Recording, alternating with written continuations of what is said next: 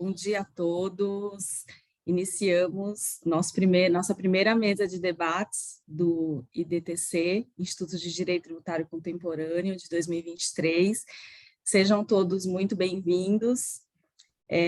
Bom, esse ano nós temos vários temas, mudança de governo, o tributário está realmente pegando fogo, muitas alterações, muitas questões que vai ser muito produtivo a gente discutir todos esses temas. Sejam todos bem-vindos.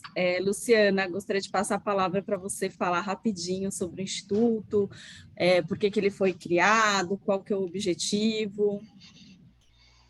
Lembrando aqui a entrada dos novos membros e os que virão.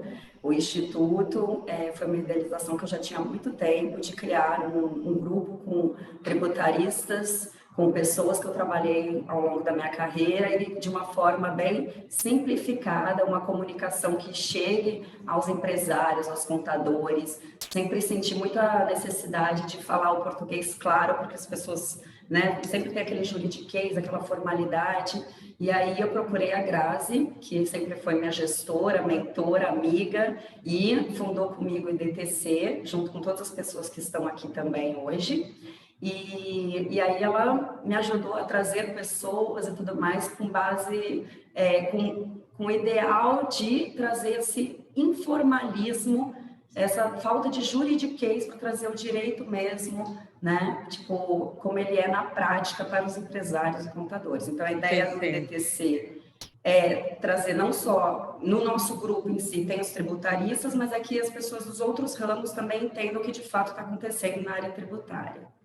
Perfeito, perfeito. Não, é exatamente isso, e é muito bom ver como o IDTC está crescendo, como estão entrando novos tributaristas, e acho que a ideia sempre foi essa.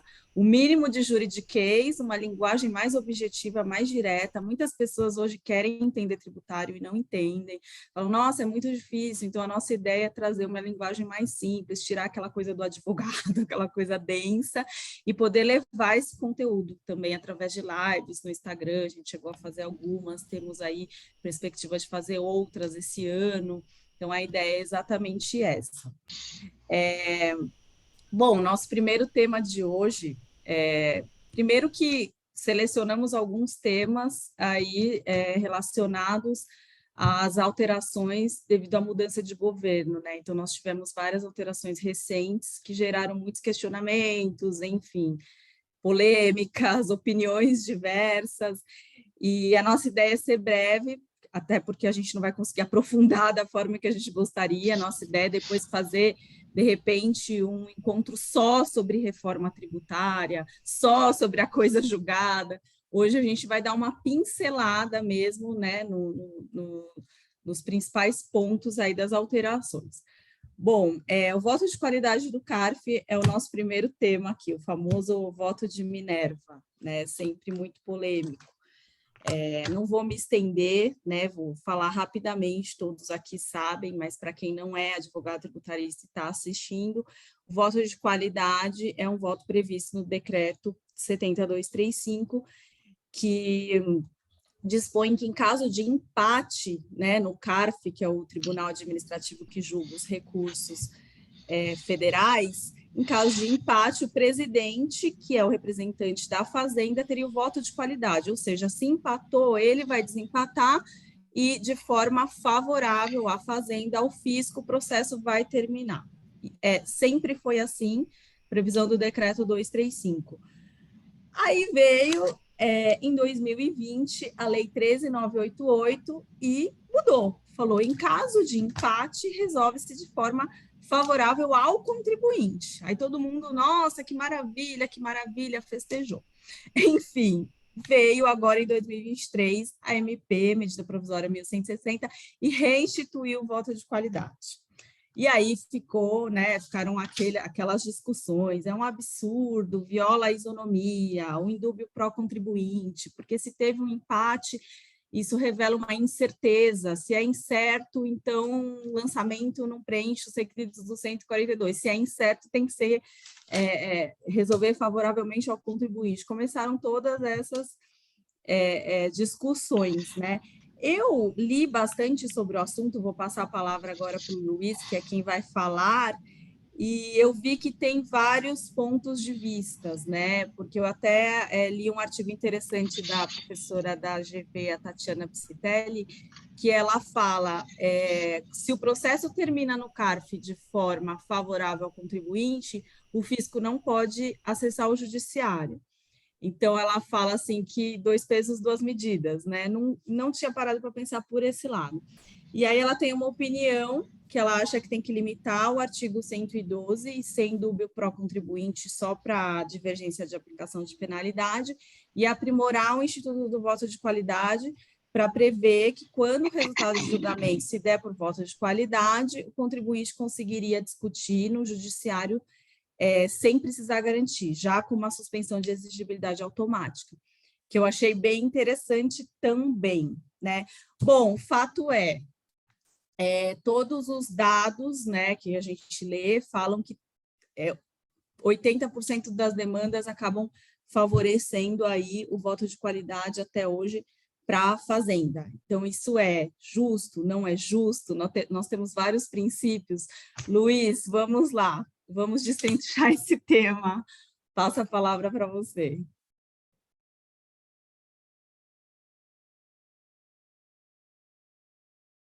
Luiz, está no mudo. Você está no mudo, Luiz. Bem, agora sim. Estão me ouvindo? Estamos.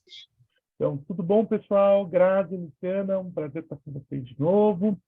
E vamos lá, vamos cortar assim todos os cumprimentos e já vamos para o assunto. Você fez bem histórico, Grazi, está perfeito. Você tem até onde eu saiba, desde 1972, uma regra, né, que seria, não é na verdade propriamente que dá para chamar voto de qualidade pró-fisco, em teoria. A regra diz o seguinte, bem, o voto de qualidade pertence ao presidente, né, da turma, e o presidente será sempre um representante fazendário. Pode ser que esse representante fazendário, esse presidente, vote pró-contribuinte. Agora, estatisticamente, eu não sei se isso existe. Aquelas coisas podem acontecer, mas seria até interessante um trabalho dizendo isso, um empate um empate com algum representante de contribuinte votando uma tese fiscal e o presidente decidindo pró-contribuinte. Em regra, o que acontece, e aí a gente tem uma situação, isso aqui não é propriamente jurídico, mas isso é a praxe, em que casos que acontecem votos de qualidade no caso?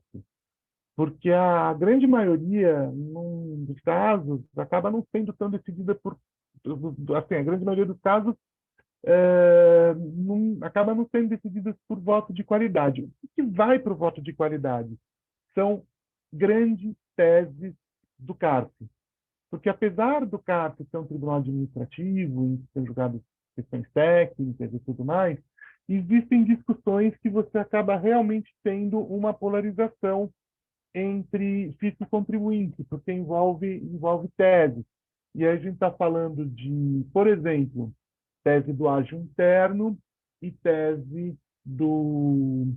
meu Deus, tese do ágio interno, acho que lucros ao exterior, e está planejamento fiscal, está me faltando alguma agora, mas, bem, depois, se eu lembrar, eu falo. Mas, assim, são questões que...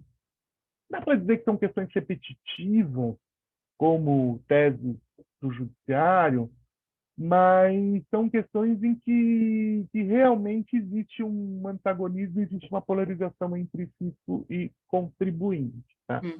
Então, aí o que acontece, sim, o voto de qualidade, que não é necessariamente pró-fisco, na prática, acaba virando pró-fisco. E aqui, para simplificar, vamos falar realmente voto de qualidade pró-fisco e voto de qualidade pró-contribuinte. Nesse período que existiu de 2022 até o começo do ano, aí sim, o voto de qualidade era necessariamente pró-contribuinte, porque perdão. Porque fala não se aplica o voto... Não, também, desculpa, estou corrigindo, mas também fala não se aplica o voto de qualidade. Então, o empate realmente acaba sendo para contribuinte, tá? Então, deixa eu continuar aqui. Eu acho que o importante é o seguinte: o que é o voto de qualidade? O voto de qualidade é um desempate. E o que a gente precisa analisar? A gente precisa analisar as consequências jurídicas de um empate. O processo administrativo, existe uma discussão que, em princípio, parece ser puramente acadêmica, mas ela tem os efeitos práticos. Assim. Se o processo administrativo ele tem uma natureza de procedimento de revisão do fisco, ou seja, não é, na verdade, um processo, não é, na verdade, um julgamento. Ele tem a aparência de um processo, ele segue o princípio do devido processo legal, tem as garantias do processo, mas, na verdade, ele é um procedimento de revisão. O que não teria, num conceito sendo mais jurídico, desculpa, são questões acadêmicas, mas não existiria lide no sentido de pretensão resistida. Assim, o fisco quer cobrar e o contribuinte não quer pagar. Por quê? Nessa concepção, o que existe ali é o seguinte: a Fazenda está revisando um lançamento e o contribuinte é convidado a participar desse processo de revisão do lançamento. E também tem uma outra corrente que fala, não, o processo administrativo é processo do duro mesmo. Tem tudo que tem no processo fiscal se aplica ao processo administrativo. Essas duas concepções, elas não convivem com o empate, né? Porque você tem um procedimento, dentro da concepção de que é um procedimento de revisão do lançamento, você revisa, o contribuinte participa, e você, de certa forma, você não chega a uma conclusão. Permanece uma dúvida razoável sobre o lançamento. E, se você analisar sobre isso, digamos, essa concepção administrativista do processo administrativo. E, dentro de um outro ponto, na medida processual, você também não tem propriamente um empate, você não teria propriamente uma solução de conflito. Por quê? Porque o conflito permanece.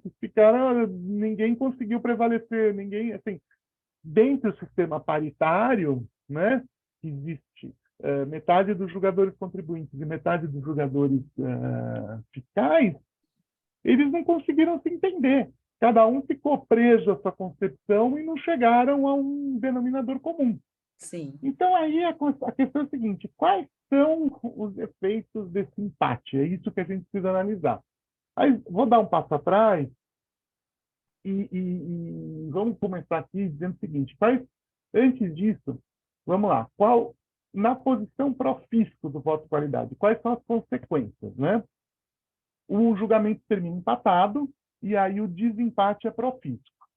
Então, o crédito ele se torna exigível com multa, juros e demais acréscimos que podem existir sobre o crédito. E o contribuinte ele pode recorrer ao judiciário porque existe uma cláusula judicial, existe uma cláusula, um direito individual, porque individual ele não se aplica ao Estado, ele é só do contribuinte, de acesso ao judiciário.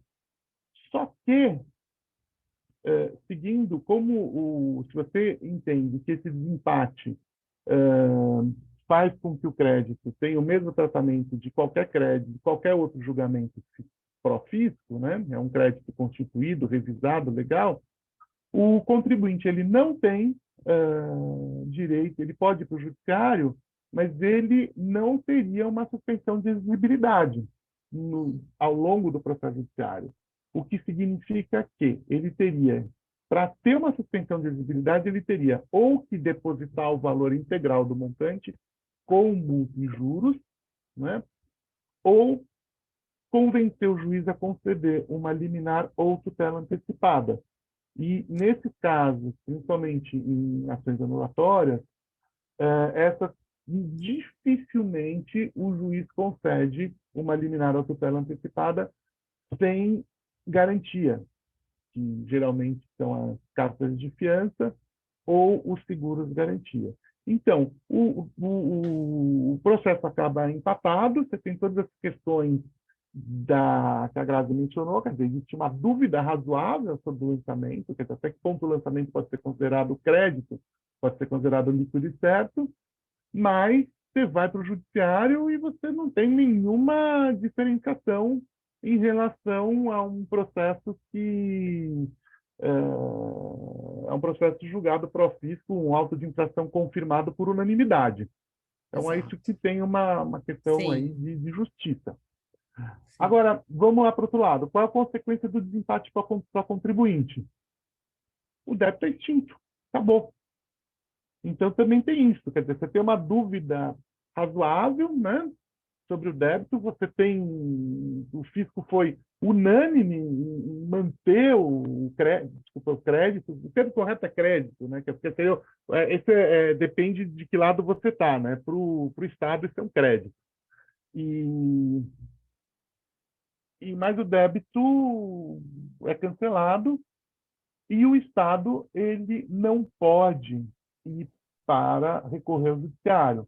Então, nesse sentido, quer dizer, apesar da posição, apesar dos fiscais terem fincado o pé, um voto de qualidade pró-contribuinte, de certa forma, ele quebra a paridade.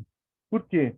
Porque ele é cancelado sem que, num procedimento que é realizado no seio da Receita Federal, com a colaboração do contribuinte, né? Mas, assim, ele é cancelado contra a vontade unânime dos representantes da Fazenda. Então, você tem uma questão política, e na política os argumentos acabam tendo o tom dele mais elevado, mas o que o ministro Haddad fala, né, e com uma certa razão, é o seguinte: poxa, acaba virando uma tutela exclusiva do contribuinte. Não é bem assim, mas num caso que fica mais polarizado, o débito é cancelado por razão exclusiva dos representantes dos contribuintes. Então, É. isso, de certa forma, sobre esse aspecto, A né, única isso coisa que eu achei um pouco forçado que ele falou foi que o resultado favorável do contribuinte teria causado uma reversão de grandes temas tributários pacificados. Aí eu falei, mas o CARF nem pode, né, julgar de forma desfavorável o tema que está pacificado. Então, exato, calma, exato, exato. Você tem... né? Não, eu acho que a política comporta certos exageros e pirotecnias, e a É, nossa função aqui é botar ordem aí no caos e, assim, baixar a poeira e falar, vamos explicar o que é, realmente existe, sem, de uma forma talvez isenta, né?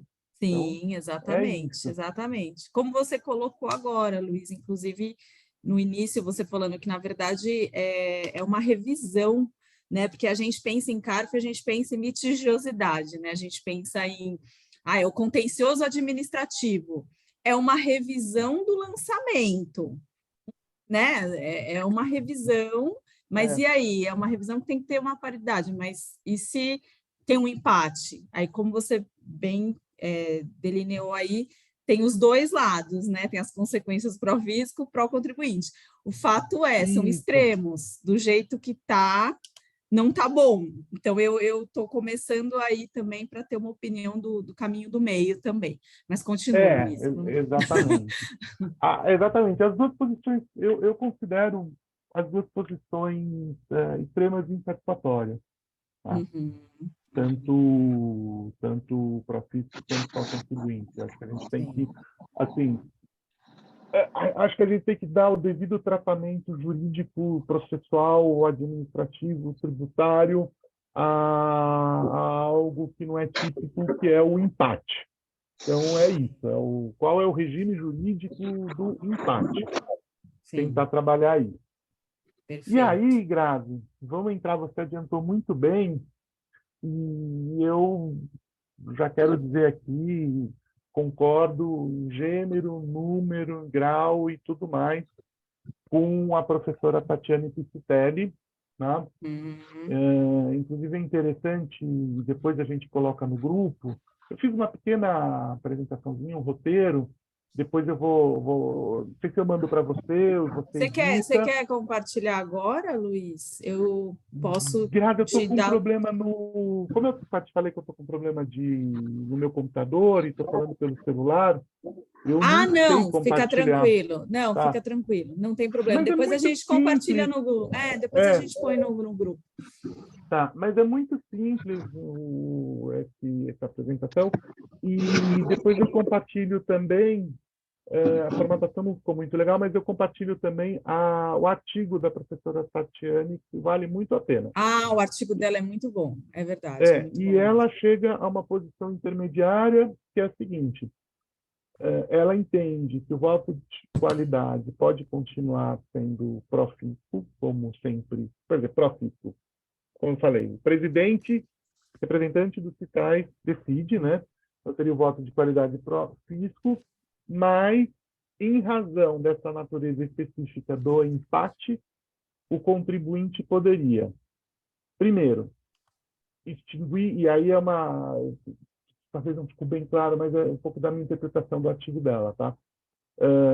Extinguir o crédito, então fazendo como pagamento, parcelamento ou compensação, né? Por isso que eu usei o termo mais genérico, extinguir o crédito, sem multa.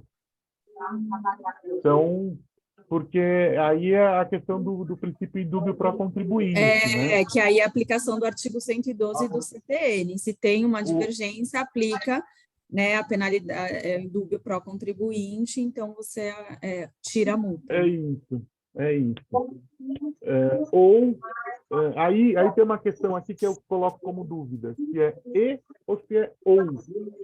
Propor uma ação judicial mantendo-se a suspensão de exigibilidade independentemente de qualquer garantia. Então, se você perde por voto unânime, se o contribuinte perde por voto unânime ou majoritário, o crédito é Ele poderia exigível ir em sua acessar o integralidade. judiciário sem precisar Isso, mas tem que garantir. depois estar. Agora, se é voto de qualidade, Não então existiria precisa. esse tratamento especial e fala, olha, então por ser voto de qualidade há uma dúvida razoável e essa dúvida razoável autoriza a suspensão da exigibilidade, independentemente de qualquer garantia.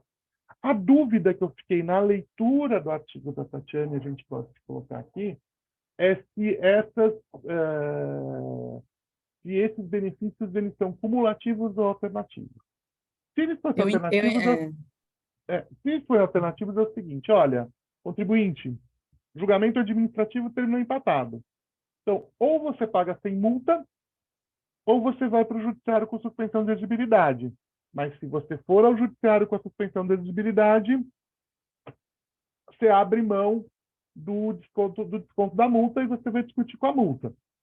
Ou são cumulativos. Você pode pagar sem multa, e se você decide pagar logo depois do processo, você deixa de incorrer juros, ou passa a incorrer só se for no parcelamento, mas se você quiser, e ainda assim, se for para o judiciário, tem a suspensão de exigibilidade, mas mantém-se a exclusão da multa. Certo. Então, isso Não dá algo que... não está claro se é alternativo ou cumulativo. De qualquer forma, eu fiquei Luiz, com uma dúvida, não sei se eu posso... pode. Claro, Carla. Eu não li o artigo da professora Tatiane, mas para suspender a exigibilidade precisaria alterar o artigo 151 do CTN, Eu por vou lei abordar. complementar, Ótimo. né? Então, assim, não é uma coisa tão tranquila, né? Eu vou abordar isso, tá? Eu vou, já tava, mas foi ótimo. Aí você me dá o gancho para justamente seguir no plano, tá? Então, mas você tem toda a razão. E aí, então, já vamos responder, porque já era justamente até o próximo ponto. Se essa posição intermediária da professora Tatiane depende ou não de alteração judicial, de alteração legal. Como a Carla falou, sim, o ideal seria isso. Tem que alterar o CTN e colocar mais uma hipótese de suspensão de exigibilidade no rol do artigo 151. E, possivelmente, teria que ter também uma lei ordinária justamente solucionando essa questão. O desconto da multa, a exclusão da multa. ele seria alternativo ou cumulativo. Isso pode ser feito ou também ao ensejo da alteração da lei complementar, ou talvez uma lei ordinária, uma lei ordinária também entendo que pode tratar dessa matéria. Perfeito? Mas não tem Posso nenhum só projeto. acrescentar, Luiz, um ponto aqui, essa questão da lei complementar, lei ordinária, porque no IBAT a gente tem estudado muito essa questão de se precisaria ou não de lei complementar para criar novas hipóteses de suspensão e extinção do crédito tributário. Porque a Constituição, ela fala em lei complementar, tratar sobre crédito tributário. Então, é uma questão de interpretação, se suspensão ou extinção do crédito tributário é matéria de lei complementar. E tem 2 acórdãos do STF, inclusive em ADIM, relativamente recentes, acho que 2019, o segundo, dizendo que os estados poderiam criar novas hipóteses de extinção e suspensão do crédito tributário, que não é matéria de lei complementar, tá? O que o estado... E aí, obviamente, se o estado pode, não é matéria de lei complementar, a União também pode criar por lei ordinária.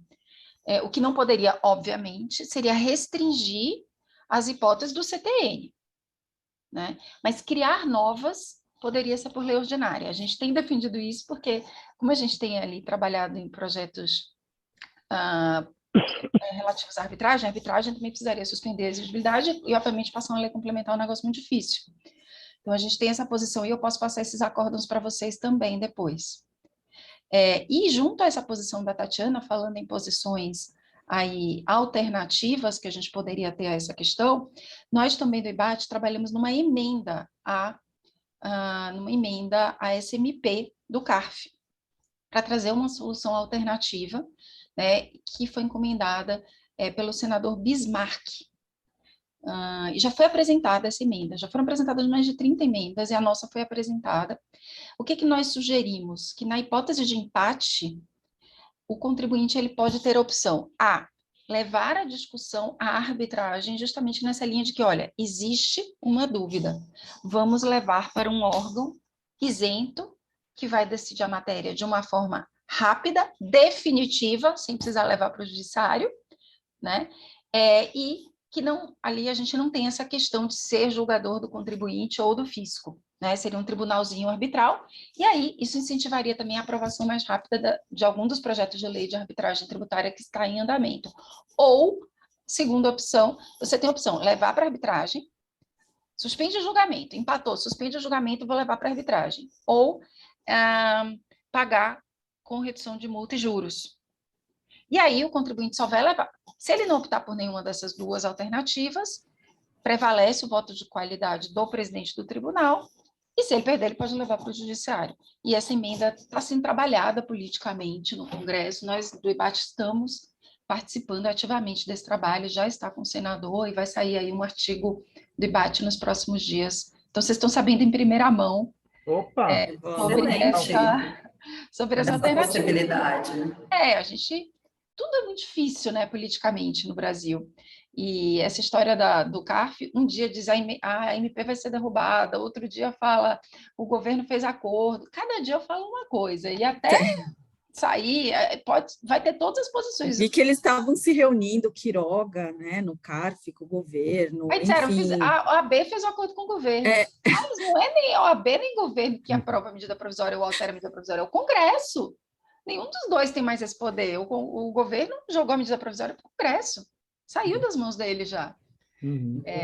Então, tem toda uma negociação acontecendo e a gente está com essa esperança de trazer a arbitragem para esse contexto aí na tramitação da MP. Nossa, seria excelente, muito bom. Isso é fantástico, Júlia, fantástico mesmo. E em relação à questão da lei complementar e lei ordinária, eu vou colocar também aqui 2 lados, tá? Se você pensar em termos de garantia de contribuinte, o que acontece? A lei ordinária, para aumentar as garantias dos contribuintes, ela pode ir além do que a lei complementar vai. Então, ela poderia, né, tratar de outros temas além da lei complementar, e eu acho que talvez esse seja o sentido das decisões. Depois, Júlia, se você puder, passa essas decisões, porque eu quero dar uma olhada. São muito interessantes. E esse seria o sentido acho que dessas decisões do STF. Então, assim, acho que está perfeito. Quer dizer, a lei ordinária, ela pode... Eles não falam exatamente que é para...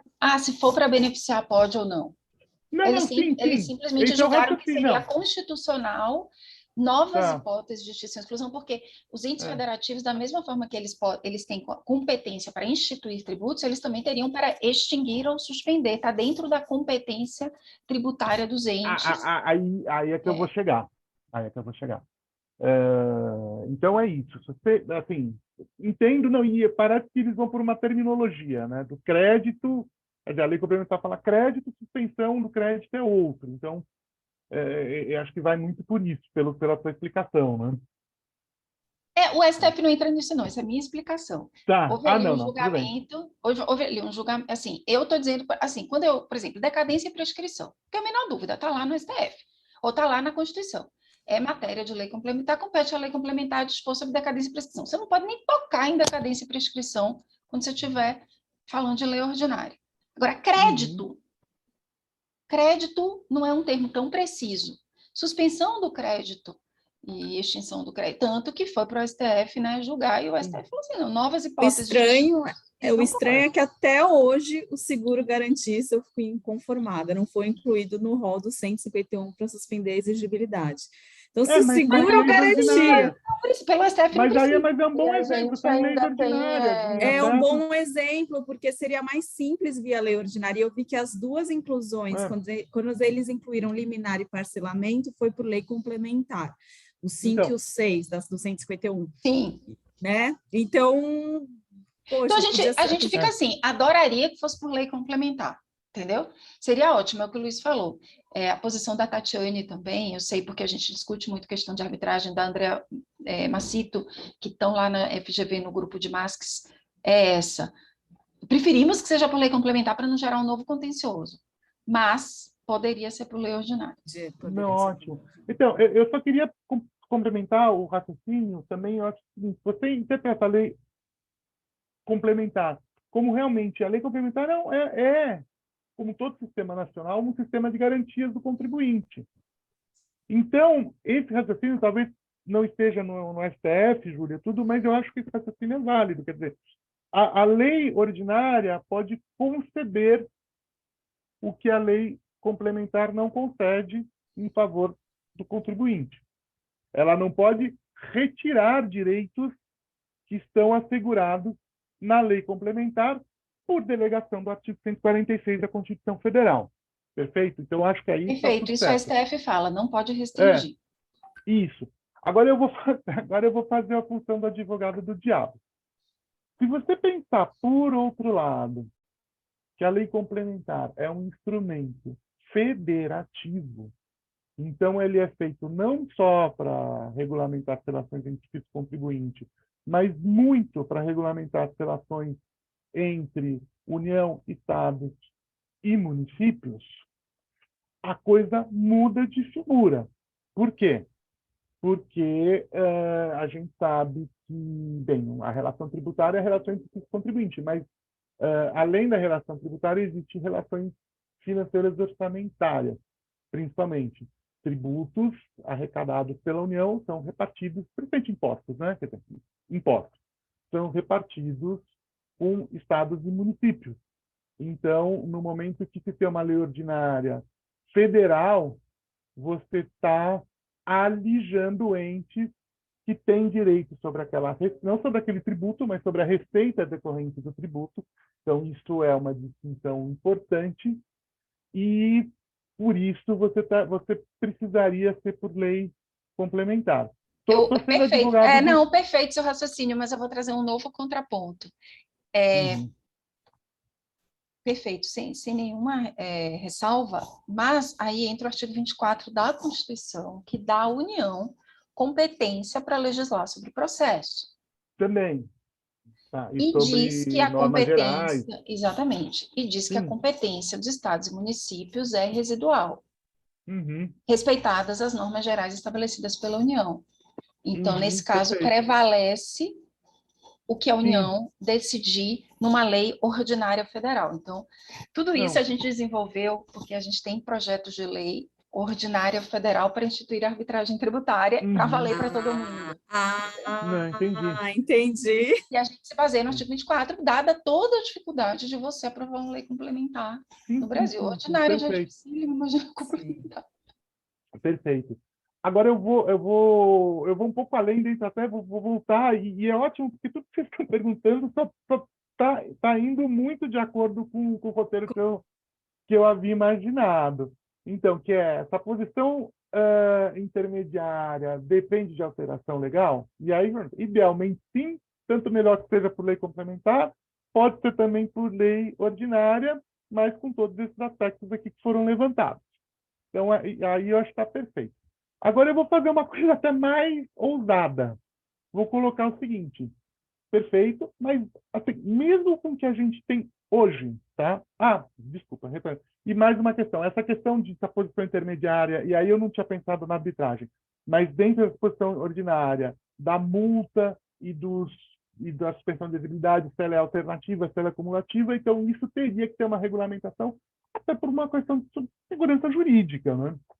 Agora, tem aqui um porém, assim, eu acho que nós, advogados, podemos, com base no que existe hoje, sustentar que a exclusão da multa em voto de qualidade já poderia ter base no artigo 102.4 do CTN, que é então indúbio com a contribuinte. O artigo 112 do CTN, no meu entender, ele não está muito bem redigido. Ele precisaria realmente de uma reforma, precisaria ser melhorado.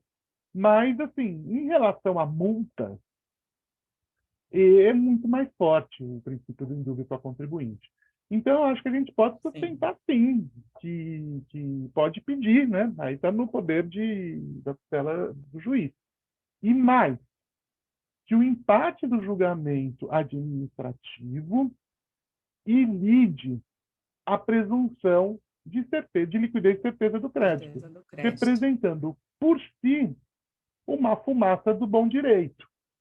E aí, essa fumaça do bom direito, que decorre por si do empate do voto de qualidade, se ela for aliada com periculum in mora, você tem requisitos para uma concessão de liminar ou tutela com base na redação atual do artigo 151 do CTN.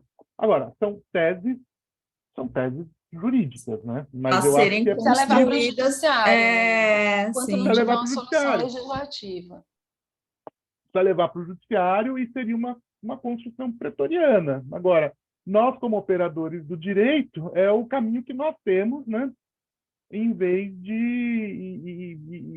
enquanto a gente torce também para que as entidades e para que a sociedade também façam leis que vão ao encontro dessa posição.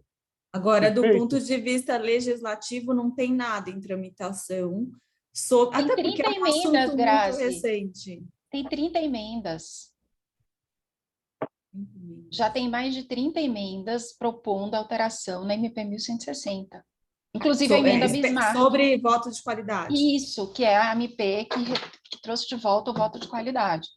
Então, tem emenda de todo tipo, para voltar para o contribuinte, para reduzir multa e juros, e tem entre elas essa nossa do Bismarck, que foi elaborada aqui pelo IBAT, solicitada por ele, incluindo a opção de arbitragem ou exclusão de multa e juros. Estão lá públicas.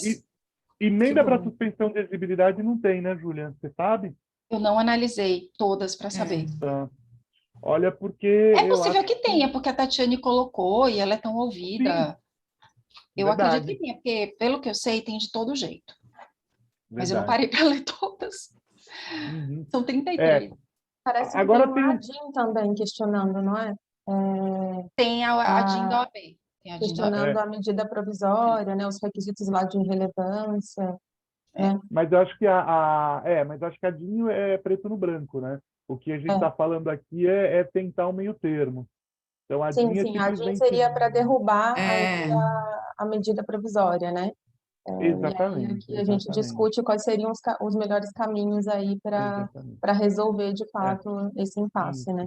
isso, isso. Agora tem uma outra posição, eu não sei se a gente já está caminhando muito além, mas tem uma outra posição intermediária aqui, que eu sou contrário, mas que seria o seguinte.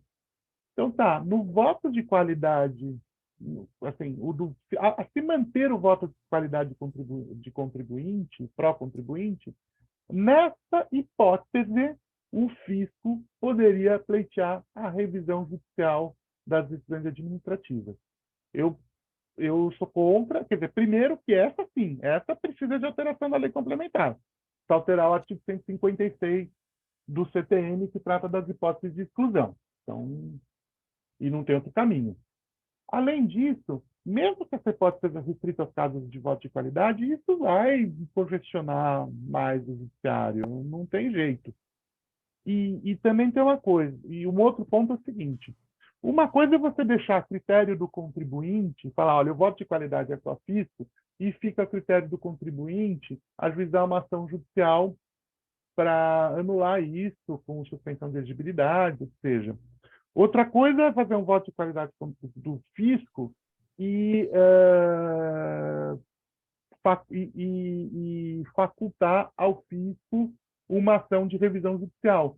Porque, na prática, como a gente sabe que a conduta administrativa, a conduta da fazenda, ela é vinculada, não tem discricionariedade, significa o seguinte, que necessariamente todo voto de qualidade pró-contribuinte vai ser objeto de revisão, de ação de revisão judicial, caso essa alteração seja feita.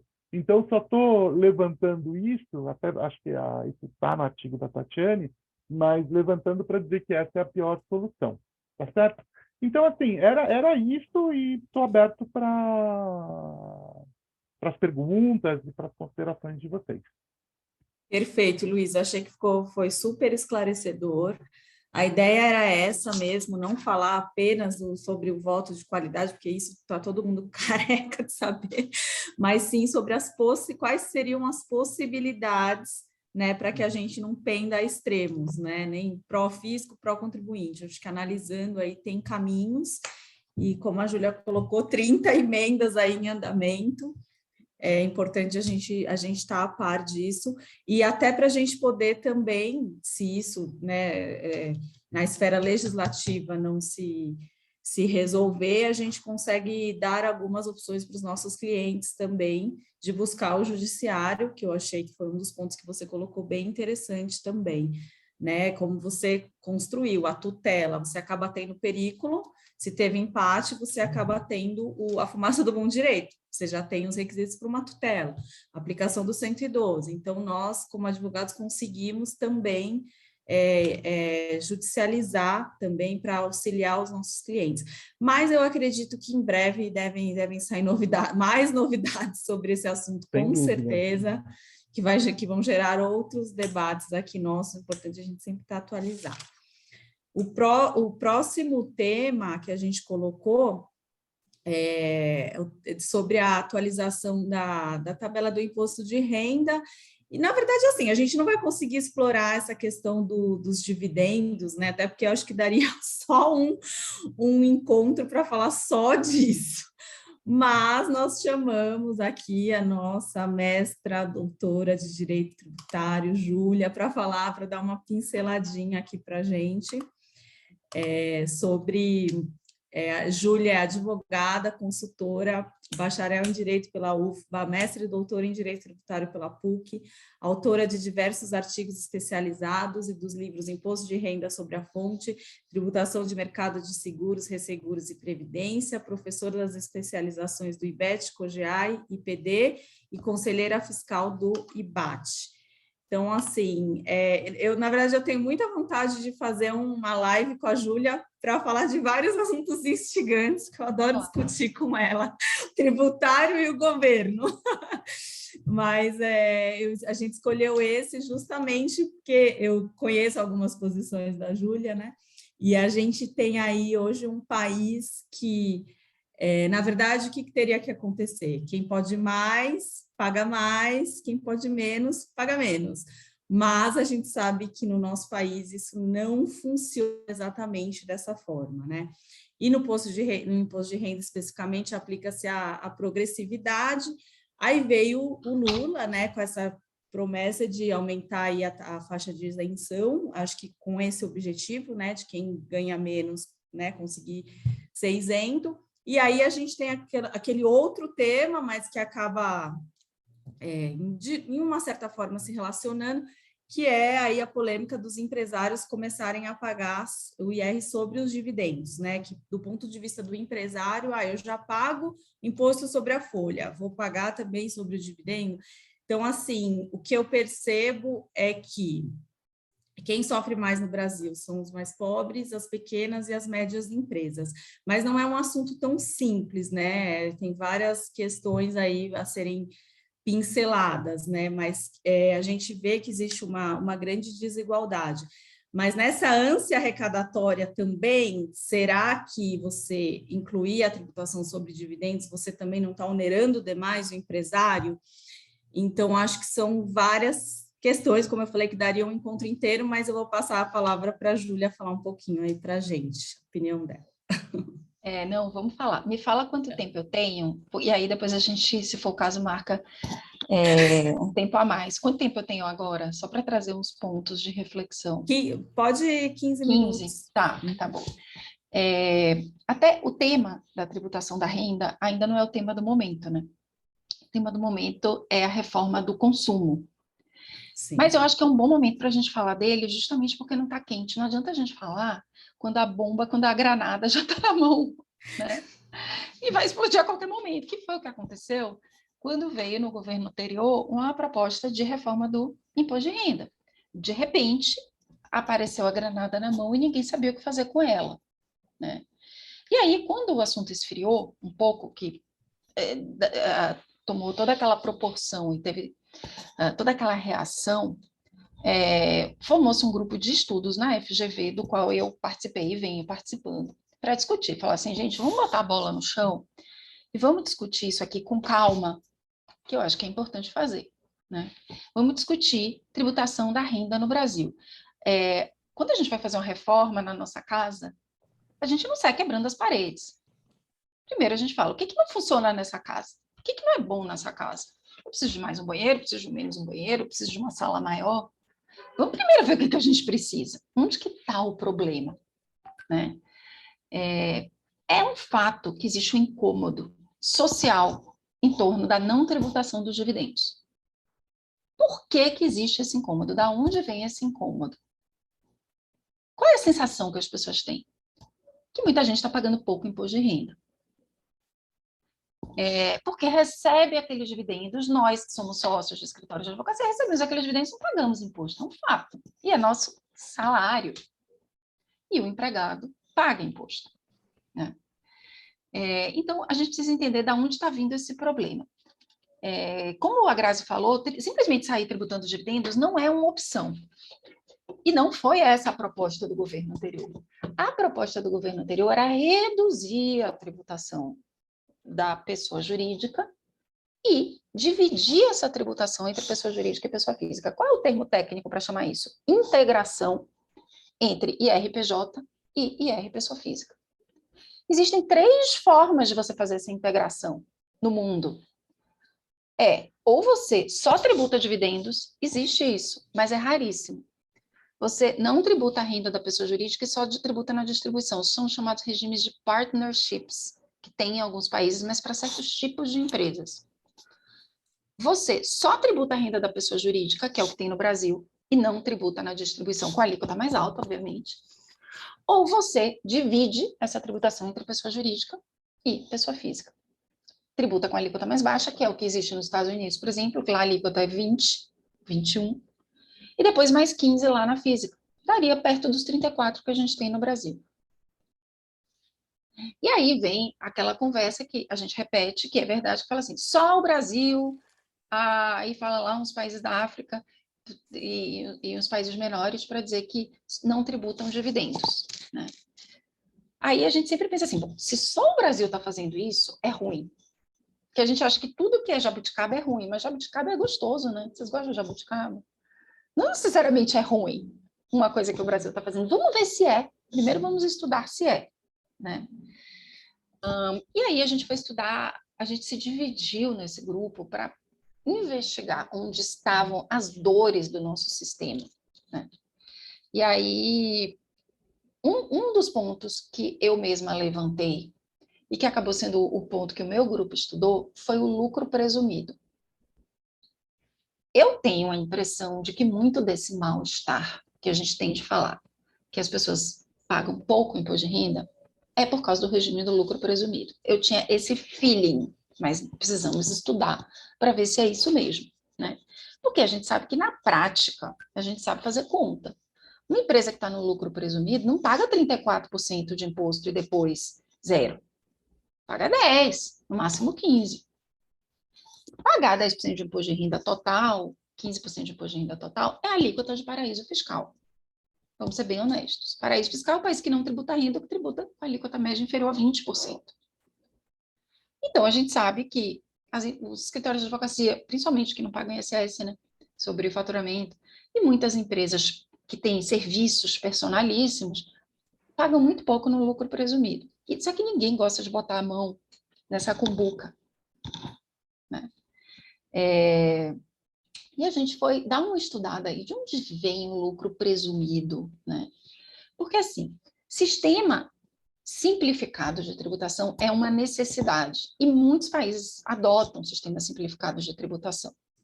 É importantíssimo ter sistema simplificado de tributação. É óbvio que empresas pequenas e médias não têm condição de fazer um lucro real.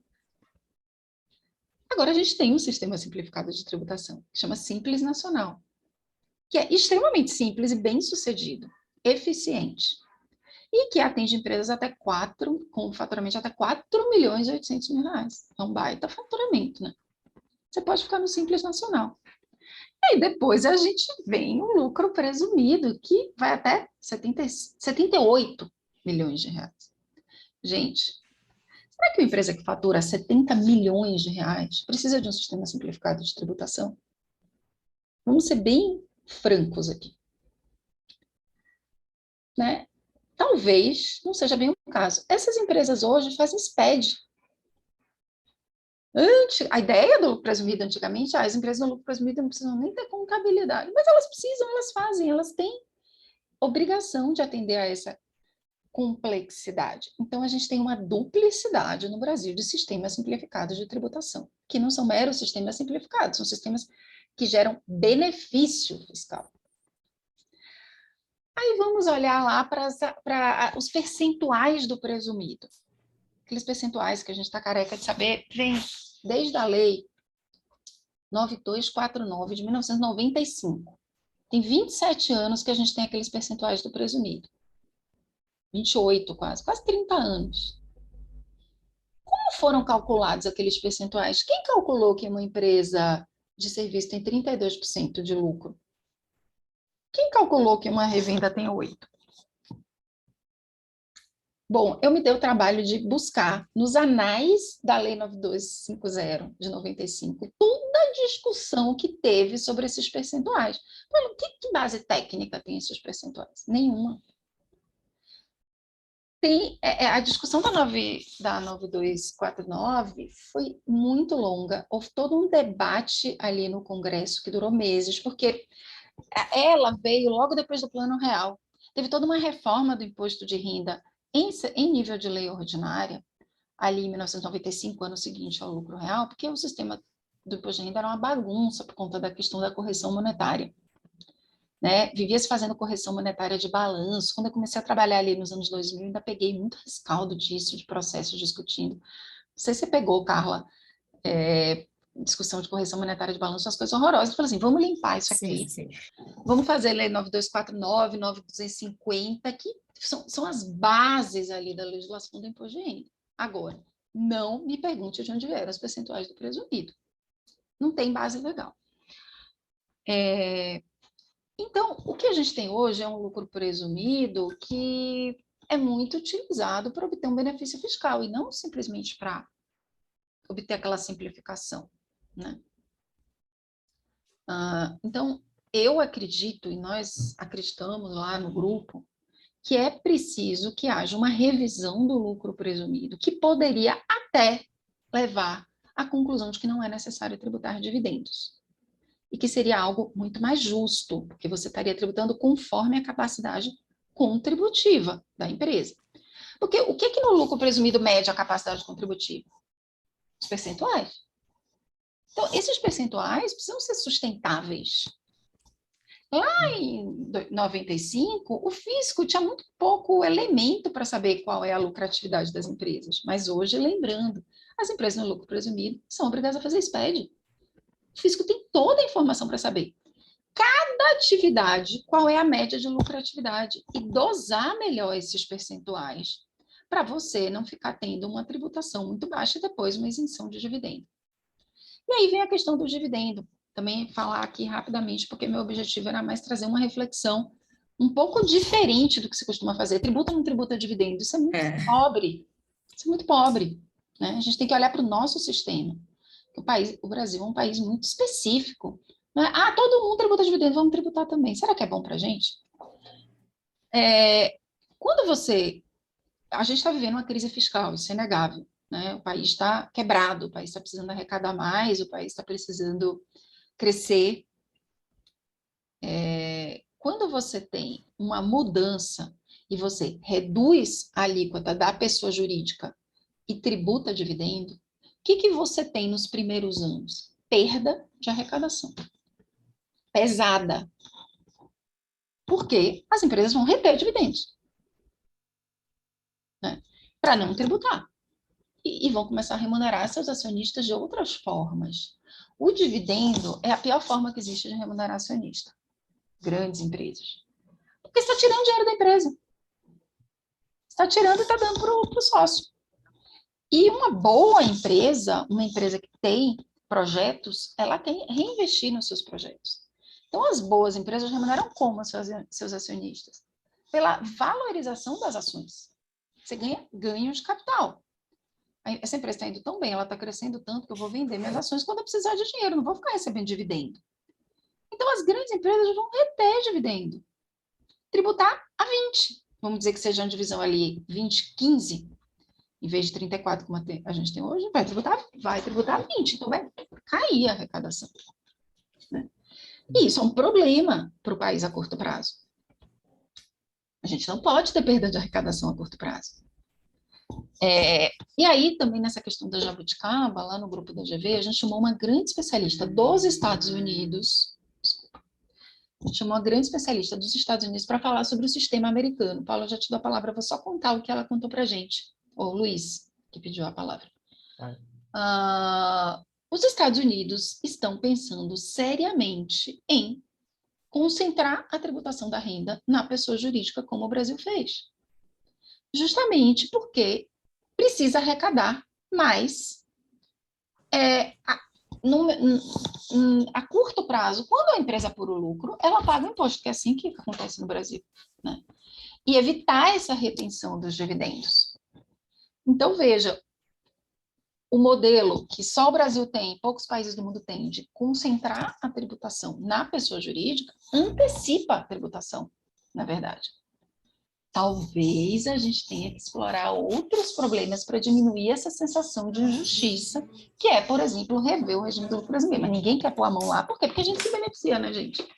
É um fato. Né?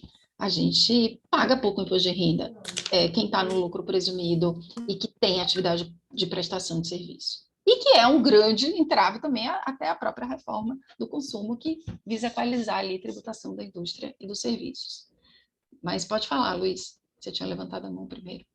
Claro. Deixa eu só... Estão me ouvindo? Sim. Tá, Sim. perfeito. Júlia, parabéns. Assim, mudou minha forma de pensar sobre esse assunto.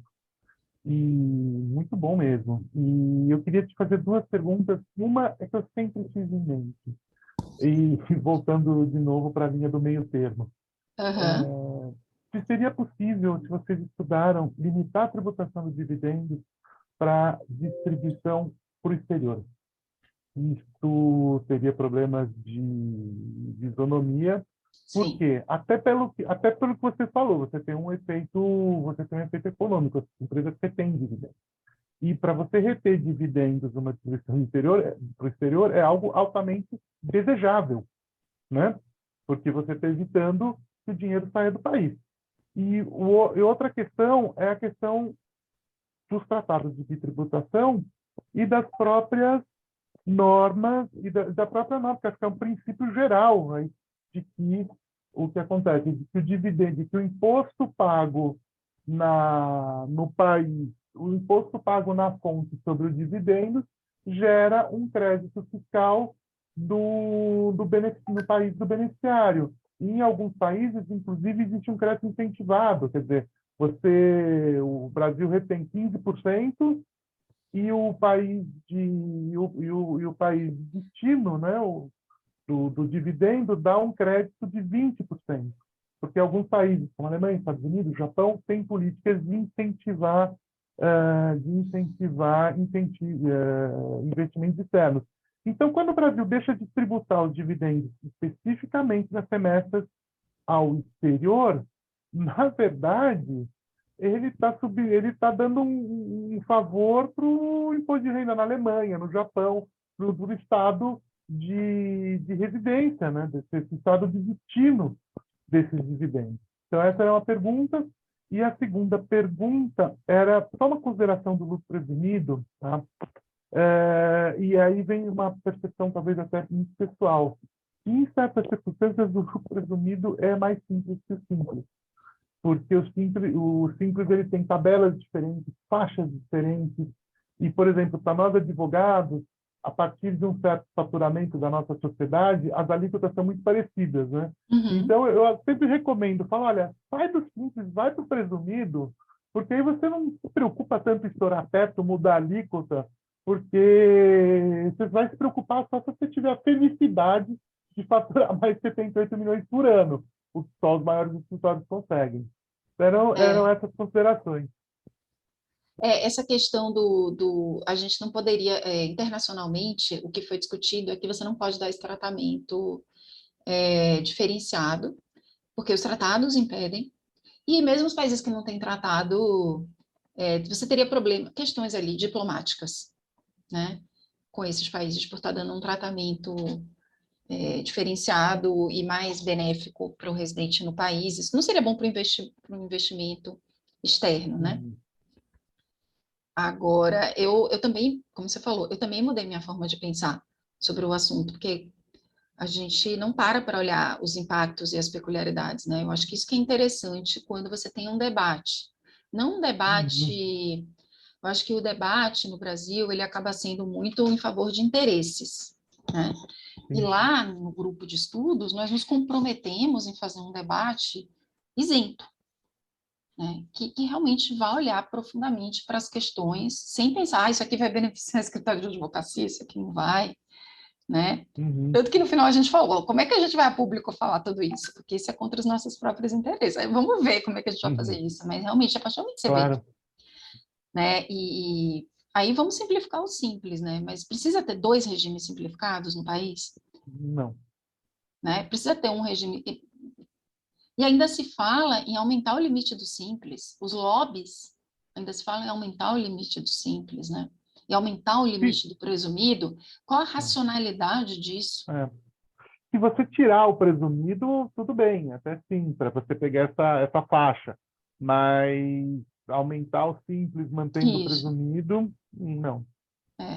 E realmente o simples ele é um pouco mais complexo. Eu concordo com você. Ele é um pouco não, ele é bem mais complexo do que o presumido. Mas como ele é muito informatizado também, né? Isso eu não conheço. Você faz tudo num aplicativo de celular. Entendi. Mas são muitas contribuinte, obrigações acessórias, eu acho, no simples, né? É muito mais do que no presumido. Mas para o contribuinte, eu acho que em geral ele funciona bem, mas eu acho que caberia a gente olhar, é o que eu falei, é que nem a reforma da nossa casa, né? O que precisa de reforma? Eu não vou sair reformando sem olhar se precisa, e se vai trazer o benefício esperado, que neste momento, politicamente, economicamente do país, é manter pelo menos a arrecadação. Então, eu realmente não sei se na hora que o governo fizer conta no segundo semestre, se aprovar a reforma do consumo no primeiro semestre, ele vai tributar dividendo. Ele vai, porque ele, para tributar dividendo, vai precisar reduzir a alíquota da pessoa jurídica. Isso eu acho que não tem a menor dúvida. Você não pode com 34 mais 15, isso não existe. E nem era a proposta do governo anterior. Então, acho que a coisa vai mudar de figura. Sobre a tabela do IR, já foi feita uma proposta aí de reajuste, mas uma proposta diferente, né? E não saiu ainda. Eu jurava que já tinha saído, porque eles disseram que vai valer a partir de maio. Mas se vocês acharem, me mandem. Mas eu acho que ainda não saiu a medida provisória para alterar a tabela do IR. Não achei, tá? Mas a ideia porque começou ali o pessoal, vamos dizer, da oposição a dizer, agora vai tributar quem ganha 2 salários mínimos, porque não teve ajuste, de fato, está tributando quem ganha 2 salários mínimos um pouquinho. Só que não é a falácia que dizem assim, agora quem ganha 2 salários mínimos vai ficar com menos dinheiro no bolso. É mentira isso. Vai ficar com mais, mas vai pagar um pouquinho. Claro. Então, a ideia é eles... a faixa de isenção seja de 2 salários mínimos, o salário mínimo aumenta em maio para 1.320 e a faixa isenta aumenta para 2.640 e as outras faixas vão ter um ajuste bem pequenininho por causa do impacto fiscal, e é um fato que a gente tem, né, gente? Problema fiscal. Aí todo mundo fala, tem que fazer ajuste fiscal. Aí quando faz o ajuste fiscal, não podia fazer esse ajuste fiscal. Não tem mágica. Júlia, adorei também a comparação que você fez da jabuticaba, que ela é única, mas ela é gostosa também, é muito legal. E aí eu pensei mais uma coisa. Até onde eu sei, pelo que eu já li, o único país, além do Brasil, que não tributa dividendos é a Estônia. E isso chama atenção, porque a Estônia é um país modelo em muitas coisas. A Estônia é a melhor internet do mundo. Eu não sabia, tá vendo? A Estônia é a melhor. A Estônia, os países bálticos dizem que tem a melhor internet do mundo. E a Estônia dizem que é um dos melhores países para se empreender no mundo. Então, quer dizer, eu acho que a gente está. Você pode falar, só o Brasil é Estônia, né? Parece assim, uma coisa horrorosa. Exatamente. Mas a gente não está tão mal acompanhado assim, não. Era só isso. Bom saber, eu não sabia dessa característica da Estônia, não. A gente sempre usa de uma forma pejorativa, né? Não. Preconceituosa, porque a gente não sabe nada sobre a Estônia e está falando, ai, que horror, a Estônia. Precisamos conhecer a Estônia. Pois é, mas a americana fez uma palestra para a gente, excelente, sobre integração, comparando os formatos de integração, e falou que os Estados Unidos estão estudando seriamente concentrar a tributação na pessoa jurídica. Imitar o Brasil, estou brincando, não é imitar, mas... ou a Estônia, é isso aí. Ou imitar a Estônia. E é isso, eu sempre fui muito indignada com a não tributação dos dividendos. Mas eu percebi que a minha indignação, na verdade, ela vem desse contexto. De algumas pessoas pagarem muito menos imposto do que outras. A gente tem que ter um regime do imposto de renda o mais neutro possível. Não é certo eu escolher ser pessoa jurídica porque paga menos imposto. Minha mãe é médica e ela paga lá o imposto de renda dela no Carnê-Leão. A gente tem um regime para autônomo na pessoa física. Aí tem que ficar fazendo conta, ela vai ser pessoa jurídica ou ela vai ser pessoa física? Mas, gente, ela é pessoa física, ela é uma pessoa que trabalha sozinha, que só tem uma secretária, isso não é uma empresa. Vamos ser bem honestos, uma pessoa sozinha, que trabalha sozinha, um advogado, a gente tem agora essa figura esdrúxula da sociedade individual de advogados, né? Sociedade individual? Contradição. Tudo isso são distorções que o nosso sistema vai criando para obter benefícios e puxadinhos aqui e ali, né? E a gente não está fazendo uma reforma que torne o sistema neutro. Eu tenho que fazer... O tributário não pode ser um incentivo para você adotar uma estrutura A ou B. As estruturas têm que ser dentro do possível neutras. Né? Agora, e os sistemas simplificados, eles têm que ser sistemas para pequenas empresas, pequenos empresários, que incentivem a formalização da atividade. E o Simples consegue isso, ou ou um sistema simplificado que limite ali a 4.800.000 reais. Agora, uma empresa que fatura 70 milhões de reais não precisa disso e não usufrui dessa simplificação no sentido de não ter que fazer uma contabilidade complexa, por exemplo, porque está no SPED. Eu não sei no que vai dar em tudo isso. A única coisa que eu espero é que não venha uma proposta como veio no outro governo e que eu nem estou fazendo uma crítica ao governo. Aquela proposta veio da Receita Federal, nem foi feita pelo Guedes. Né? Precisa fazer reforma, porque era aquela coisa assim, não, eu gosto de reforma. Eu gosto de reforma. Que reforma? Né? Aí encomendou uma reforma para a Receita Federal que tem todos os seus vieses de querer arrecadar. Alguns justos, outros não justos, alguns exagerados, outros não exagerados. Tinha muita coisa boa naquela reforma. Por exemplo, a gente tem um regime no Brasil que eu acho assim, criminoso, que é a tributação dos fundos fechados. Né? Que você tem ali uma família milionária que põe todo o seu patrimônio no fundo fechado, compra, vende, compra, vende, compra, vende dentro do fundo, nunca paga imposto, só quando resgata, não precisa resgatar. Tem tanto dinheiro que não precisa resgatar e não está trazendo nada para o estado de arrecadação. Então, você ter ali o come-cotas do fundo fechado, meu ver, é uma coisa justa, tanto que ninguém nem estava reclamando, ainda tinha um baita benefício para o passado de só tributar 6%. Todo o passado, todo esse lucro acumulado. Né? Então, tinha algumas coisas que a Receita pegava ali, tributação de offshore, de lucro apurado por offshore, né? As pessoas ficam trazendo redução de capital, que na verdade é lucro, pagando 15%. Tem muita coisa por debaixo do pano na legislação tributária que precisa ser revisada. Agora, talvez a tributação dos dividendos, nos moldes que está sendo, que foi apresentada, que pode vir a ser apresentada de novo, que é a mesma Receita Federal, não muda muita coisa, não seja a melhor coisa para o país. E eu espero que a gente tenha um debate mais profundo sobre isso, para a gente ir mudando de opinião, como eu mudei, né, e realmente formar algo mais fundamentado e não ficar nesse fla-flu de tributa, não tributa dividendo. Perfeito. Júlia, muito obrigada, foi excelente, muito bom. Agora a gente vai para o outro tema, na verdade tem mais 2 temas, né? A gente está com o tempo um pouquinho extrapolado, mas dá tempo de falar dos outros 2, que é o outro assunto que também isso dá tema para um encontro só de 1 hora, né? Que só, como a Júlia falou, hoje está em voga, está totalmente em alta a tributação sobre consumo, até porque no Brasil acho que vai acontecer uma coisa de cada vez, não tem como mexer em tudo de uma vez, não sei nem se tem como mexer nisso. Vamos ver, né, aí as cenas do próximo capítulo, mas o fato é que hoje o ICMS, o ISS, o IPI são impostos que geram mais arrecadação, mais confusão, né? Realmente tem várias aí discussões, isso já vem de bastante tempo, né? Serviço, comércio, indústria, e hoje em um tempo de uma economia digital, a gente acaba, os tempos mudaram, o mundo mudou, então a gente não vive mais a época que a tributação se concentrava na indústria, né? Hoje a gente tem, né, mercado eletrônico, enfim, um contexto completamente diferente. E aí o que defende, né, o Haddad, o Lula, Simone Tebet, sem querer entrar em política, mas a gente acaba comentando, é a unificação da tributação sobre o consumo.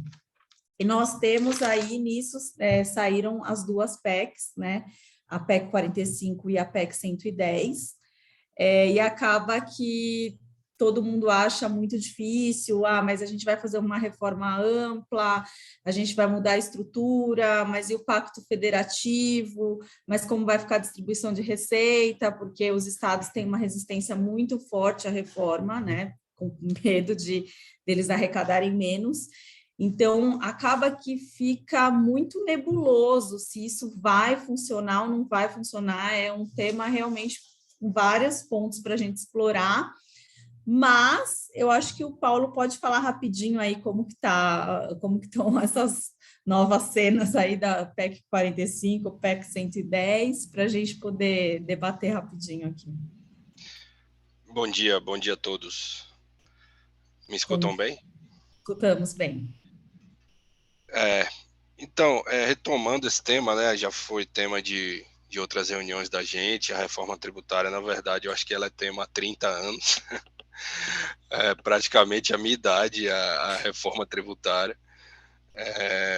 Então, é um tema que nós tributaristas acompanhamos praticamente a carreira inteira, né? Falando rapidamente e resumidamente sobre o cenário atual, como você adiantou, Grazi, temos sim essas PECs, né, 45 e 110 de 2019, que foram apresentadas na legislatura anterior, né, ou seja, no Congresso, a composição anterior do Congresso. E aí eu entendo que houve uma inteligência, digamos, política do governo atual muito boa, que foi tocar a reforma tributária com as propostas que já estavam no Congresso, né, que já havia sido debatidas. O governo ele não apresentou uma proposta nova, ele está trabalhando com as propostas que foram apresentadas na legislatura anterior, e aí você ganha tempo com debate, ganha tempo, enfim, com posicionamento. Resumidamente, a proposta 145, né, que é da Câmara dos Deputados, do Baleia Rossi, ela propõe substituir o IPI, o PIS, o COFINS, o ICMS, ISS, criando o IBS, né? Então, um tributo único sobre essas receitas auferidas pelos contribuintes, ou seja, você dá uma simplificação, uma inteligência maior, uma eficiência maior na tributação que a gente chama indireta, né? Que é sobre o faturamento, não sobre necessariamente não sobre o lucro efetivamente. A proposta ela trata a criação do imposto de bens e serviços, que é um modelo que a gente já conhece, foi citado nos Estados Unidos. Os Estados Unidos já aplicam esse modelo, a União Europeia também, lá é chamado de VAT, né, Value Added Tax. São tributos que têm a mesma função desses 5 tributos aqui no nosso país, mas tem uma sistemática muito mais simples e direta.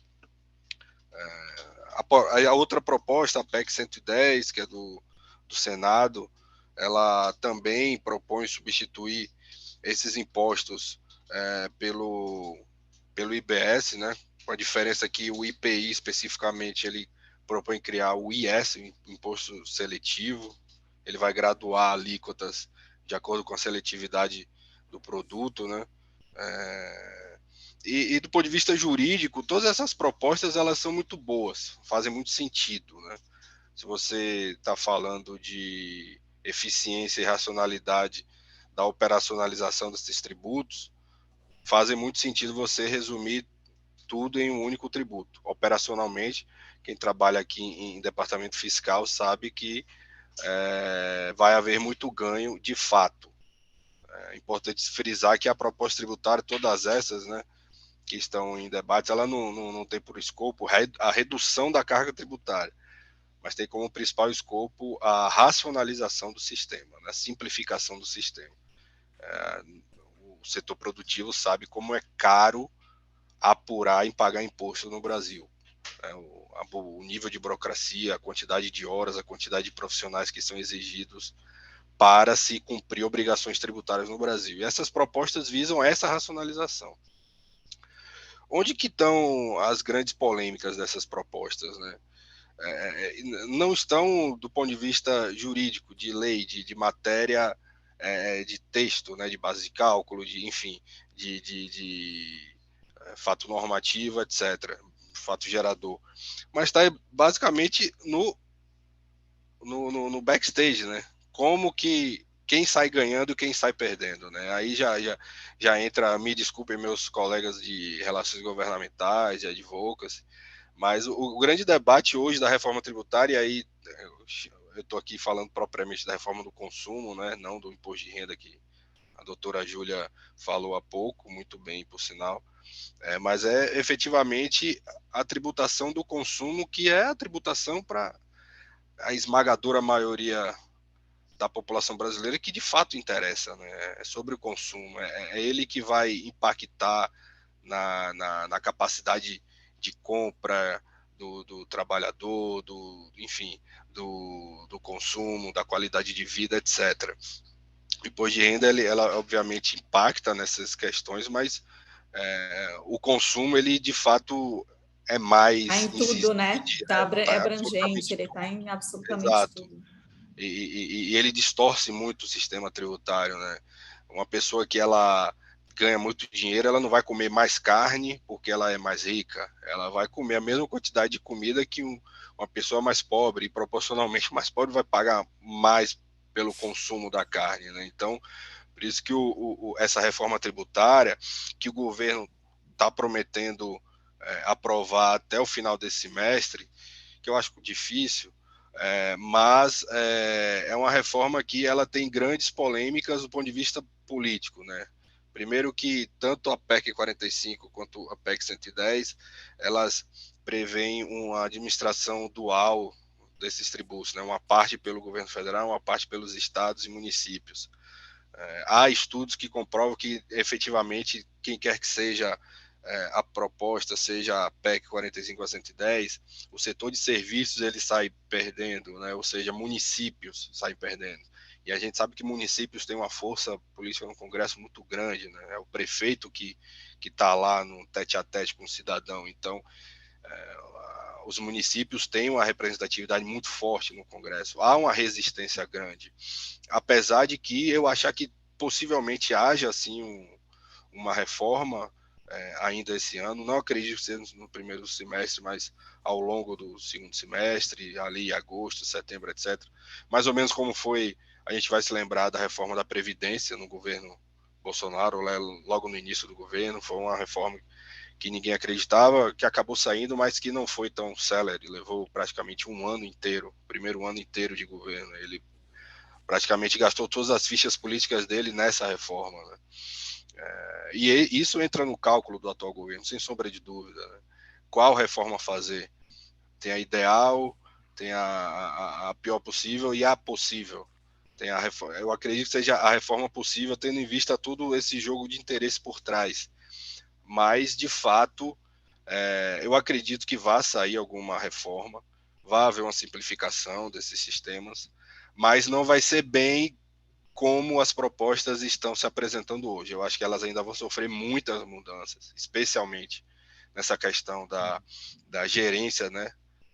Do poder sobre a gerência desse montante arrecadado. Eu acho que ainda vai ter um redesenho muito grande dessas propostas. Mas eu acredito que de fato saia. E aí aguardar, espero que venha para realmente simplificar, que venha para agilizar o processo, né, de apuração de impostos no Brasil, que a gente sabe, no nosso dia a dia é uma coisa complexa. Quem atua, por exemplo, a gente atua muito aqui com indústria. A tributação da indústria é extremamente complexa. A tributação pelo IPI, pelo PIS/COFINS e ICMS absurdamente complexa. São centenas e centenas de obrigações acessórias que têm que ser cumpridas, centenas e centenas de códigos, CFOPs, NCMs, enfim. Se essa reforma que vier a sair entregue pelo menos uma melhor racionalização desse sistema, a gente já vai estar muito feliz. Certeza, né? Acho Agora que tudo pode acontecer. simplificar, né? Sim. Pode mudar pouquíssimo, como pode mudar muita coisa. A montanha pode variar. Eu estava vendo que mais de 160 países usam o IVA, né, o Imposto Único. Mas Porque... para mim ainda é tão distante o Isso. Brasil usar um imposto único, eu não consigo. Como a doutora Júlia falou, você falou também, o Brasil é um país único. Nós somos, nós somos uma panaceia de estados, nós somos vários países em um só. Então, exato. A gente tentou copiar o modelo federativo americano, inclusive fazendo um comentário sobre o comentário da doutora Júlia Reforma, lá que eles querem pesar mais, né, o imposto de renda na pessoa jurídica e tirar menos da pessoa física. Lá tem um detalhe, lá existe imposto de renda estadual, né? Pode ser que seja um debate que avance lá, mas tem que ver também esses interesses, né? Então, o Trump fez uma reforma alguns anos atrás que também não foi do jeito que ele queria, foi um pouco, melhorou, mas só conseguiu do ponto de vista federal. O estadual já não avançou tanto, né? Porque lá é um sistema federativo realmente clássico, né? Os estados têm poderes que aqui no Brasil a gente unifica na União, mas a gente sabe que até chegar nessa união tem o Congresso no meio, né? E é onde efetivamente os estados e os municípios vão se manifestar. Os estados saem muito fortalecidos nessa reforma, nessas propostas, mas os municípios nem tanto, né? Então, eu acho que ainda vai haver muito pano para manga. Eu acredito que saia alguma coisa, mas não em junho. Acho muito difícil. Eu acho que a gente só vai ver alguma coisa de concreto realmente de agosto, setembro e diante. E espero que venha realmente, do ponto de vista de otimização de sistemas tributários, venha para melhorar, né? Para deixar a casa mais arrumada. Porque quando a gente fala Só de sistema de tributário a hoje, gente realmente. já todo mundo quer simplificar, né? Só de acabar com as discussões de crédito, né? Se é físico, se é financeiro, é bem de consumo, não é. É só de que tributar no destino, não mais na origem. Você acaba com as discussões de guerra fiscal, mas aí tem gente que fala que se você tira os benefícios, você vai prejudicar uma empresa que, na verdade, uma empresa, um Estado, que, na verdade, para ele é bom ter o benefício porque ele traz mais pessoas. Então, assim, tem vários, né? Tem vários uma teia assim com muitas vertentes, mas eu acho que seria legal outro dia a gente fazer de repente um encontro só sobre isso, porque é um tema que dá para aprofundar, para a gente aprofundar bastante, né? Mas com certeza, Paulo, como muito bem colocado, acho que óbvio que facilitaria, também acho que não vai ser rápido, né? Eu tenho um feeling que isso ainda vai dar muito pano para manga, até porque, como você falou, o Brasil ele é diferente, né? Nós temos Estado, município, União, cada um pensando com seus interesses, e cada um vai defender o seu e vai ficar com medo de, não quero arrecadar menos, né? Então, tem várias questões aí envolvidas. Luiz, você quer falar? Pode. Sim. Quero. Obrigado. Paulo, parabéns pela apresentação, foi realmente muito boa. Obrigado, Luiz. E Resumida, mas tentando passar linhas perfeito. gerais. Legal. E eu queria destacar alguns aspectos. Eu acho que faz tempo que eu não estudo esse tema, mas até no governo anterior, e eu acho que continua a PEC que está na Câmara, no 45, que foi feita pelo Bernardo Api, que continua muito atuante nessa parte de reforma tributária, existia algo que eu acho que é fundamental, que pode ser o diferencial, que é a convergência. Quer dizer, você tem uma regra de transição que, em princípio, ela talvez não traga simplificação, mas ela é a única forma de viabilizar. Por quê? O IBS ele não vai ser instituído de uma vez só. Então, não vai ter um momento que você vai pegar e virar a chave e falar, olha, acabou esse semestre, IPI, ISS. Vai ser instituído o IBS com uma alíquota pequena e para cada ano a alíquota do IBS vai aumentar e a alíquota de todos os impostos substituídos vai diminuir. Isso causa uma insegurança, talvez uma insegurança jurídica dos contribuintes, porque várias questões provisórias de tributário ficam permanentes. Vide crédito de semestre sobre bem de uso e consumo, a vedação, né? Mas, assim, como concepção é fantástico. Porque o que é necessário é muita convergência tributária. A gente precisa saber não só até onde vai, o que é o ideal, mas o caminho para alcançar isso. E uma questão que eu acho que para mim é um grande nó, vocês mencionaram isso, são os incentivos fiscais, né? Mas o maior nó para mim se chama Zona Franca de Manaus. Quer dizer, precisa ser questionado, e aqui fala um advogado que por alguns anos da vida dividiu o tempo entre São Paulo e Manaus. Assim, não dá para a gente aqui a 4.000 quilômetros de distância falar, né, essa Zona Franca de Manaus é absurda e tem que mudar. Gente, é uma cidade de 3 milhões de habitantes e que a gente não pode, por conta de uma reforma tributária, levar uma região do país à falência. Então, é realmente algo que precisa ser feito. E um outro ponto que também é um desafio, sob o ponto de vista financeiro e administrativo, é que, para todo ente federativo, União, Estados e municípios, é muito melhor você ter a prerrogativa de exigir o seu tributo ainda que nós saibamos que a maioria dos municípios brasileiros não está aparelhado para exigir ISS, do que você depender de repasses públicos. Então, isso também é um grande entrave. Um Estado, um município, principalmente um município grande como São Paulo, você acha que São Paulo tem a sua Secretaria da Fazenda, o município de São Paulo tem Secretaria da Fazenda e tudo mais, está totalmente aparelhado, faz isso tudo, vai falar, olha, você vai parar de poder arrecadar o seu próprio imposto para depender do repasse. Então, isso é terrível e isso tem que ser equacionado, tem que ser dada muita segurança jurídica porque o IBS vai aumentar esse repasse. E aí o modelo do Simples que a Júlia falou, a questão da partição de receitas entre União, Estados e municípios, que já existe no Simples, também é um modelo. Quer dizer, é a jabuticaba podendo produzir algumas mudas interessantes. Então é isso, gente. Obrigado. Com certeza, Luiz. Eu acho que essa Com questão certeza, da muito bem pontuado. Eu acho que essa questão da divisão da arrecadação do repasse é um do calcanhar aí do tema, porque o Brasil ele tem um pacto federativo que precisa ser respeitado. Mas como que você vai instituir um imposto único?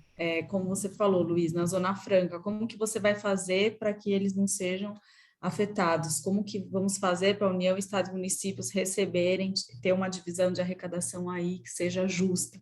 Olha, eu acho, sinceramente, bem difícil. Tem, acho que, realmente muito a ser aprimorado aí para que a gente chegue no modelo ideal, né? Porque nós somos realmente um país com funcionamento totalmente diferente, então acho que no momento que você gera esse tipo de briga, né, entre os entes, tudo fica muito mais difícil, e aí a gente acaba entrando realmente na questão política, na questão de interesses, na questão de que tudo aí, onde o tributário acaba sendo impactado sempre. Então, vamos aguardar as cenas dos próximos capítulos aí das PECs. Acho que a Júlia queria comentar alguma coisa.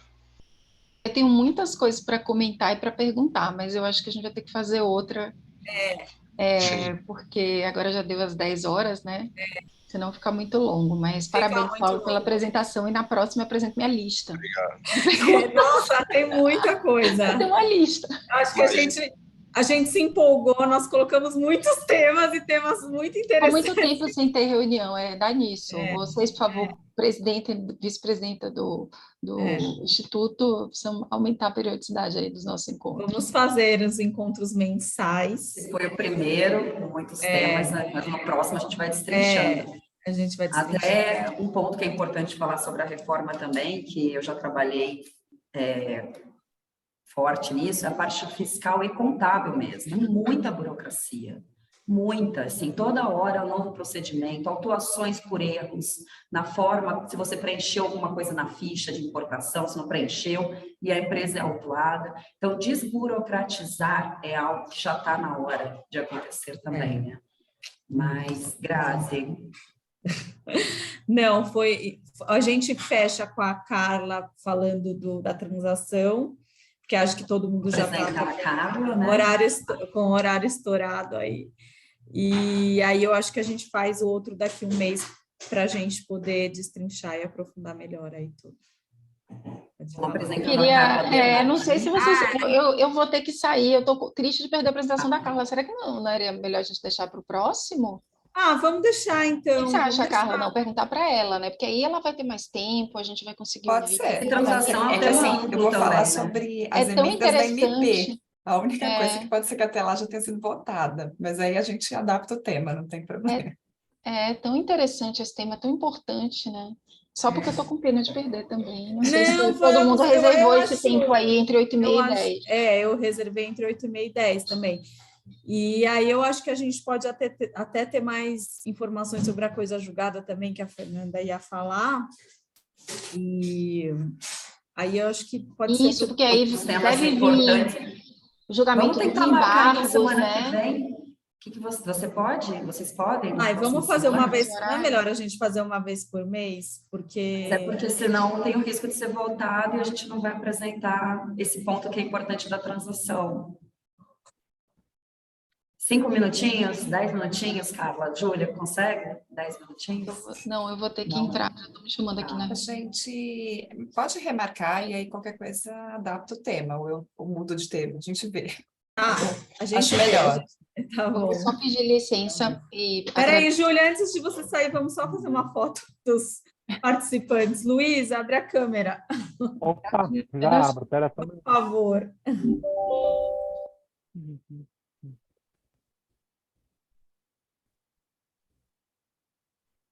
Peraí. Tirei várias fotos aqui ao longo da apresentação, eu mando para todo mundo. Então, eu só quero deixar já meio que agendado, Luiz entrou. Uma data. Vamos fazer uma tirei as fotos.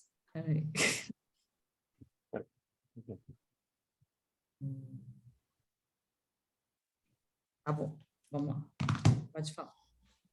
Bom, então a gente reagenda a apresentação da Carla, que vai falar sobre transação, alguma outra adicional. A Fernanda vai falar sobre coisa julgada, também ia falar sobre as oportunidades para recuperação de tributos, mas realmente ficou muito extenso, então a gente marca uma nova data. Foram excelentes as apresentações, meu cachorrinho já está aqui desesperado também, então a gente agradeço a participação de todos. Tchau, Obrigada a todos. Obrigada, gente. Tchau, tchau. Obrigado, um abraço a todos.